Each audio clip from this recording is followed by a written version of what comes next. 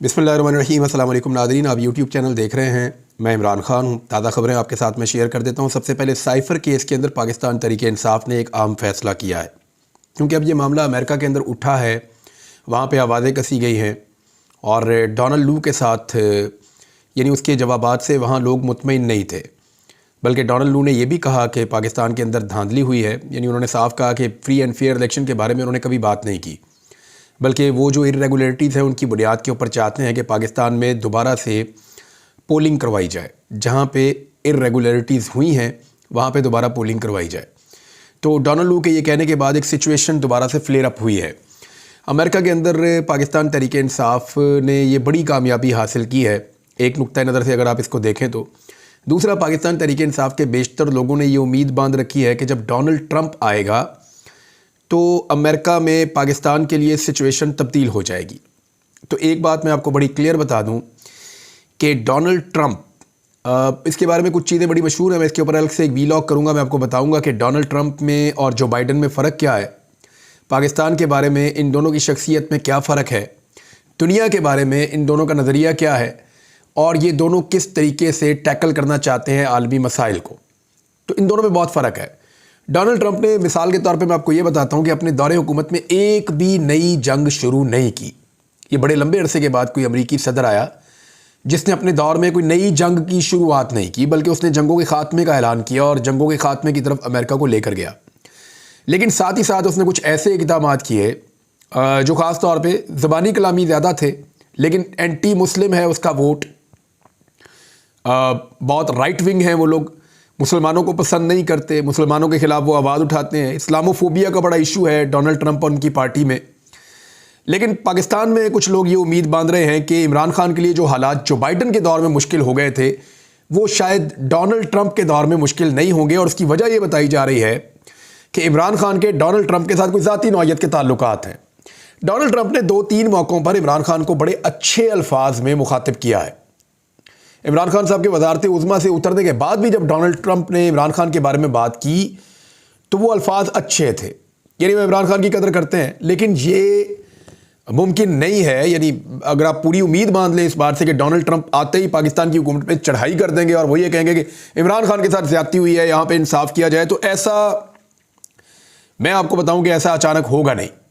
लेकिन जो होगा और जिसके इम्कानात हैं वो मैं आपके सामने बिल्कुल मुख्तसरन रख देता हूं, क्योंकि ये टॉपिक नहीं है आज का। लेकिन मैं आपको एक मंजरकशी कर देता हूं कि आपको याद होगा एक डील ऑफ द सेंचुरी का लक़ब इस्तेमाल किया था डोनाल्ड ट्रंप ने और उनकी इंतज़ामिया ने, जब इसराइल को तस्लीम करवाने के लिए गल्फ़ के कुछ ममालिक के साथ डील की गई थी और फिर यूएई, बहरीन और दीगर कुछ मुल्कों ने इसराइल को पहली मरतबा तस्लीम कर लिया था। इस काम के लिए जिस शख्स ने सबसे ज़्यादा मेहनत की थी वो डोनाल्ड ट्रंप का दामाद है, जैरेड कुशनर। जैरेड कुशनर जो है वो बहुत ज़हीन आदमी है, डोनाल्ड ट्रंप का दामाद है और डोनाल्ड ट्रंप उस पर बहुत एतमाद करता है। इसराइल के साथ उसकी बड़ी ज़बरदस्त लॉबिंग है और इसराइल के साथ उसके बड़े ज़बरदस्त ताल्लुकात हैं। फ़लस्तीनियों और इसराइल के मामले में ये हमेशा इसराइल के साथ खड़े होते हैं। तो जैरेड कुशनर का जो मिशन है वो ये है कि दुनिया के तमाम ममालिक इसराइल को ना सिर्फ तस्लीम करें, बल्कि इसराइल अपने वजूद के साथ उस खित्ते में जहाँ पे वो काबिज़ है वहाँ पे मुकम्मल तौर पे खुद मुख्तार एक ऐसी रियासत बन जाए जिसके लिए कोई ख़तरा मौजूद ना रहे। और इसके लिए उन्होंने काम भी किया था, यानी वो ममालिक जिनसे इसराइल को ख़तरा हो सकता था उनके साथ इसराइल का मुआहदे करवाए, वहाँ पे डील करवाई और इसराइल को तस्लीम करवाया। अब 2 ऐसे मुल्क हैं दुनिया में जिनके ऊपर बहुत तकिया है कि अगर ये 2 मुल्क इसराइल को तस्लीम करते हैं तो इसराइल के लिए मुश्किलात बहुत कम हो जाएंगी। एक मुल्क है पाकिस्तान और एक मुल्क है सऊदी अरब। सऊदी अरब के बारे में अमेरिकन ये दावा करते हैं कि सऊदी अरब भी शायद इसराइल को तस्लीम करने के बहुत करीब पहुंच चुका है। ये दावा अमेरिकन करते हैं। मोहम्मद बिन सलमान की अगर आप स्टेटमेंट्स देखें MBS के, तो उनके स्टेटमेंट भी इतने ज़्यादा एंटी इसराइल नहीं रहे, बल्कि उन्होंने कुछ ऐसे स्टेटमेंट दिए जिसके बाद ऐसा लगता था कि शायद सऊदी अरब करीब पहुंच गया है इसराइल के साथ किसी नई पॉलिसी का ऐलान करने के। लेकिन क्योंकि पाकिस्तान ने इसराइल को अभी तस्लीम नहीं किया तो सऊदी अरब के ऊपर ये एक प्रेशर रहेगा कि एक मुल्क अभी बाकी है जो बड़ा मुल्क है, एक एटमी पावर है, एक ताकतवर फौज का मालिक मुल्क है, छठी बड़ी फौज है पाकिस्तान की अल्हम्दुलिल्लाह। तो एक ऐसा मुल्क पीछे रह जाए और सऊदी अरब तस्लीम कर ले तो सऊदी अरब के लिए, उसके इमेज के लिए ये कोई इतना अच्छा नहीं होगा। तो सऊदी अरब हमेशा ये चाहेगा कि जब भी कभी वो ये कदम उठाए उससे पहले पाकिस्तान ये कदम उठा ले। अब इसके लिए जब ट्रंप की गवर्नमेंट आएगी तो उनका जो सबसे मेन फोकस और मकसद होगा वो ये होगा। बाकी वो पाकिस्तान के ऊपर क्या दबाव डालते हैं, पाकिस्तान के साथ क्या बात करते हैं, इमरान खान के लिए उनकी पॉलिसी कैसी रहती है, वो इन सारी चीज़ों के बीच में बैलेंस कैसे क्रिएट करते हैं, इसके ऊपर हम वीलॉग्स करेंगे। अभी बहुत वक्त पड़ा है, अभी तो अमेरिका में इलेक्शन हो रहे हैं, लेकिन एक बात तो बड़ी क्लियर है कि जो बाइडन की पोजीशन पहले से बहुत कमज़ोर है। जो बाइडन ये इलेक्शन जीतने नहीं जा रहा।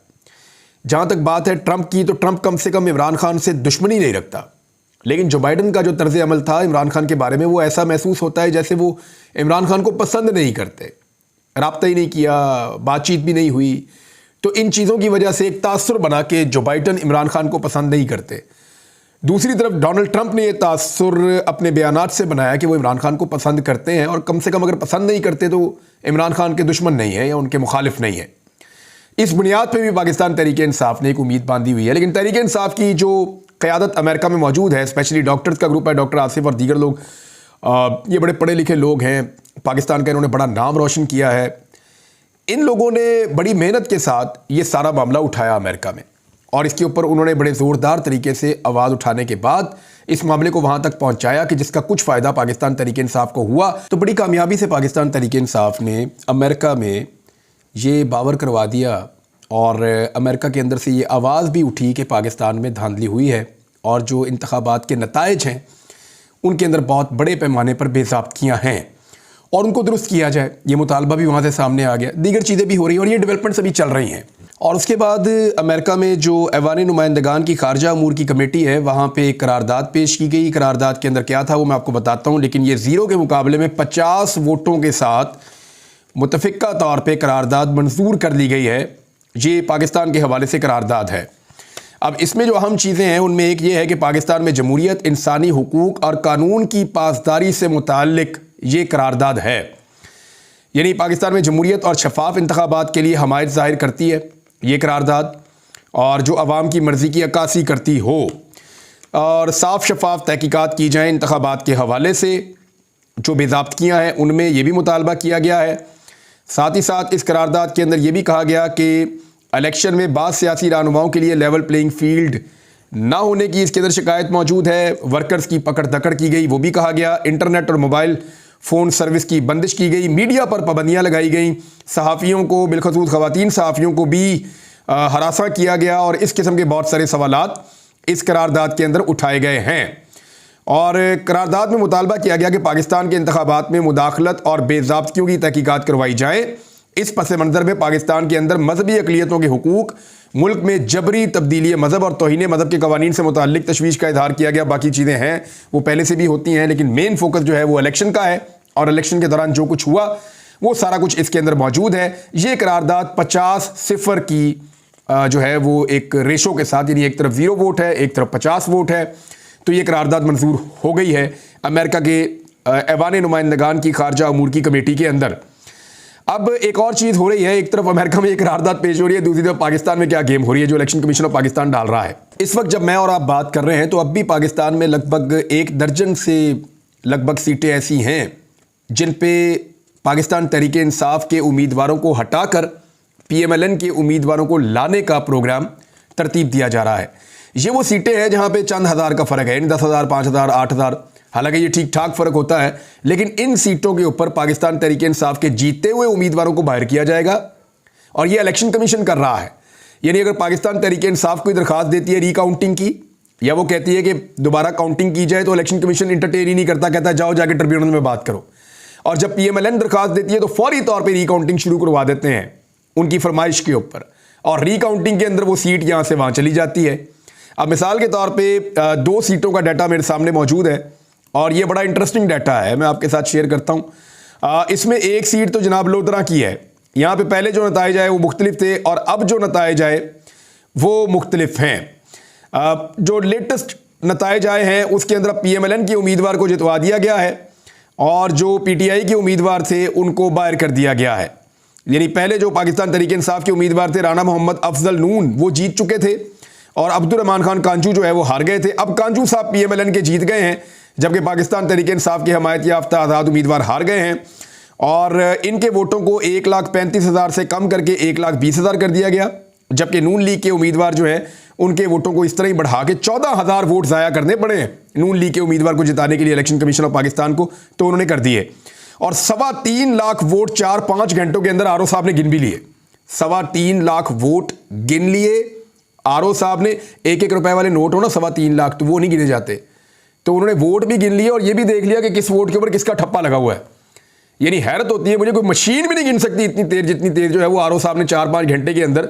और ये दावा जो पाकिस्तान तरीके इंसाफ के हमायत याफ्ता उम्मीदवार है नून साहब, उन्होंने ये दावा किया है कि जनाब 4-5 घंटे के अंदर अंदर से रिपोर्ट आ जाती है कि जनाब इलेक्शन का रिजल्ट पहले ये था, अब ये है।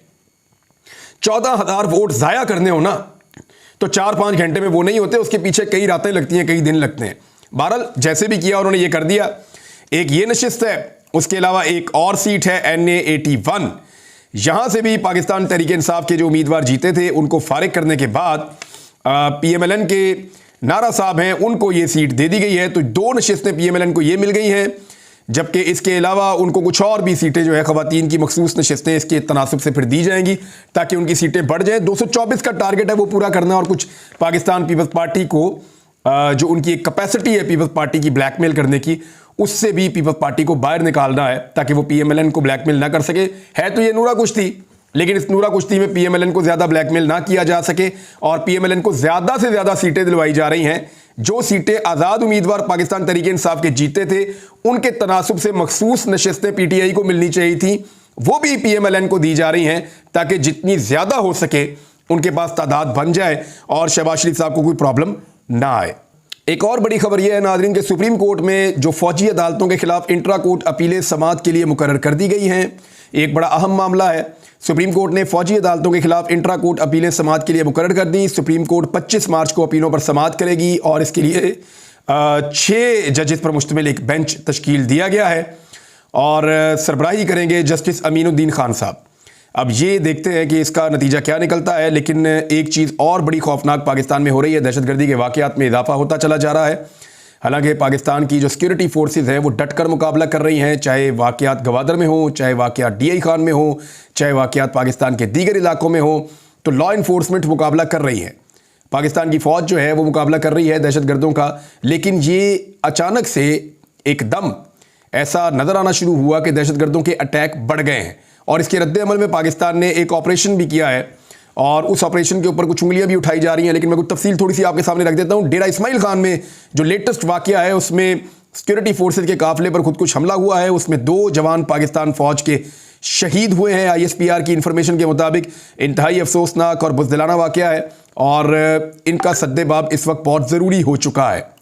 रीज़न ये है कि दहशतगर्दी के वाकयात को अगर टाइमली ना रोका पाकिस्तान ने तो ये पहले एक बहुत बड़ा अफरियत बन चुका था। पाकिस्तान ने इसको शिकस्त दी थी अपनी आवाम के साथ मिलकर। इससे पहले कि दोबारा से ये मामला वहाँ तक पहुँचे, पाकिस्तान को बड़ी विजिलेंस के साथ इस सारे मामले को देखना होगा। पाकिस्तान ने जो 18 मार्च में ऑपरेशन किया उसके बारे में कुछ अफगान हुकूमत ने क्लेम किया है, लेकिन पाकिस्तान का जो जवाब है मैं आपको बता देता हूँ कि पाकिस्तान का 18 मार्च का ऑपरेशन अफगानिस्तान हुकूमत नहीं बल्कि दहशतगर्दों के खिलाफ था। ये पाकिस्तान के महकमा खारजा ने स्टेटमेंट जारी किया है कि ये अफगान शहरी नहीं थे जहाँ पे हमने अटैक किया। वो लोग हैं जो पाकिस्तान के अंदर आते हैं, ये वो लोग हैं जो पाकिस्तान के अंदर आकर सिविलियंस और लॉ इन्फोर्समेंट को निशाना बनाते हैं। तो इनके खिलाफ ये ऑपरेशन किया गया है। जो क्लेम पाकिस्तान का महकमा खारजा कर रहा है वो मैंने आपके सामने रख दिया है। जबकि दूसरी जानिब जो अफगानिस्तान है उन्होंने अलग किस्म के इल्ज़ामात लगाए थे और पाकिस्तान ने कहा कि अफगानिस्तान की खुद मुख्तारी का हम एहतराम करते हैं। और इससे पहले पाकिस्तान ने कई मरतबा अफगानिस्तान को ये बात बताई है कि उनकी सरजमीन को पाकिस्तान के अंदर दहशतगर्दी के लिए इस्तेमाल किया जा रहा है। और ये नई बात नहीं है, ये बात बहुत पुरानी है। जब अशरफ गनी का दौर था, जब दौर था करज़ई का, उस दौर में भी वहाँ पे भारतीय एजेंसीज मौजूद रहती थी और परवेज़ मुशर्रफ से लेकर अगले कई अदवार तक पाकिस्तान लगातार ये वावेला करता रहा आलमी सतह पर कि अफगानिस्तान के अंदर से दहशतगर्द पाकिस्तान में दाखिल होकर अटैक करते हैं। ये मामला पाकिस्तान को और अफगानिस्तान को हर हाल में हल करना होगा, वरना ये इस खित्ते के लिए या पाकिस्तान की सिक्योरिटी के लिए एक सीरियस इशू रहेगा। अब तक के लिए इतनी, अपना ख्याल रखिएगा, अपने इस चैनल का भी। अल्लाह हाफ़िज़।